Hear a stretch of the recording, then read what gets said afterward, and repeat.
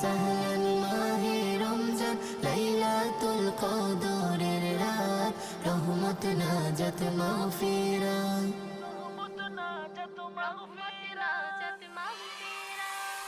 اللهم بارك لنا في رجب وشعبان وبلغنا رمضان وبلغنا رمضان রমজানের প্রথম দশকে আল্লাহর রহমত নাজিল হয়, দ্বিতীয় দশে মহান আল্লাহ মাগফিরাতে মগ্ন হয়, গুনাহ মাফে মগ্ন হয়। রমজানের প্রথম দশকে আল্লাহর রহমত নাজিল হয়, দ্বিতীয় দশে মহান আল্লাহ মাগফিরাতে মগ্ন হয়, গুনাহ মাফে মগ্ন হয়।